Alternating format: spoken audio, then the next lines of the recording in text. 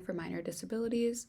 So just as a background, in the text written by Lewis Vaughan, there is a case study regarding abortion for minor disabilities.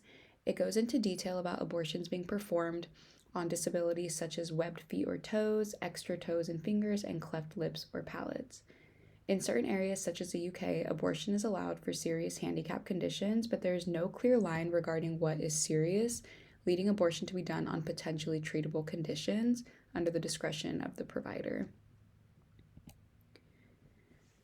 So there were questions asked, and one of them was if it is ever morally permissible to perform an abortion on the defective fetus, or one that will certainly die within a few days after birth, or a disability that will guarantee a lifetime of pain and suffering. I do believe in this case it is morally permissible to have an abortion. I believe this encompasses the bioethical principles of beneficence and non-maleficence. Non-maleficence is being displayed because having to see your child live in agony can inflict both emotional and psychological trauma on the parents, meaning this is causing harm to them whether it is intentional or unintentional. This is also causing harm on the fetus because if they have to go through a life full of pain, we must consider what quality of life they are receiving. Beneficence is being displayed by acting in the best interest, eliminating this potential harm in the future that a serious disability can inflict on a family, whether it is emotional, physical, or financial trauma.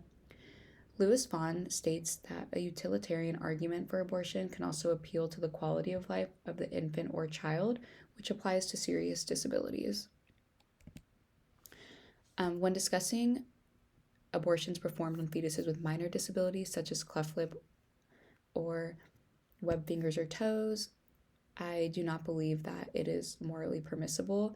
I do believe in individuals being able to express their right to autonomy, but in this case, there would be a conflict between the bioethical principles of justice and autonomy, because the right to autonomy means the individual should be able to decide to continue a pregnancy or not without limitations, but the bioethical principle of justice would argue that this sends a message that only those who are considered normal have lives worth living and have the right to experience certain opportunity.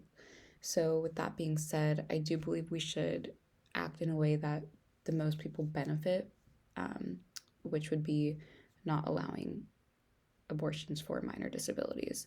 As mentioned in the last slide, the consideration of the quality of life should be considered, and I do believe those with minor disabilities, as the ones mentioned above, can live very fulfilling life. So it does raise questions regarding why the one may choose this route, because as I said, it could send harmful messages to the disabled community of being less worthy.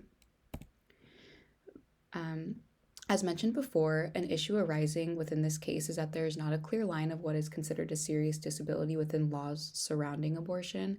I recommend that lawmakers specify what disabilities are considered serious, as well as do research on those that may cause prolonged suffering and pain. That way the laws are clear for both patients and providers, and that way they don't have to be performed just under the discretion of certain providers. I believe genetic testing can be beneficial and should be done so families can accurately plan for treatment options such as surgery once the baby is born and able to receive this treatment. With that being said, reasons one might opt to have an abortion is because they may not feel financially stable to pay for surgeries or surgeries, leaving them to feel this is their only option. As a society, we should aim to create a more inclusive solution that supports and funds these treatment options if this is a primary concern. As a future healthcare worker, I do believe it is important to approach these complex situations in an unbiased manner to avoid showing judgment. I would be a point of education regarding these disabilities and direct them to proper healthcare staff to get the most accurate diagnosis and assist with navigating what a future treatment plan may be. Thank you.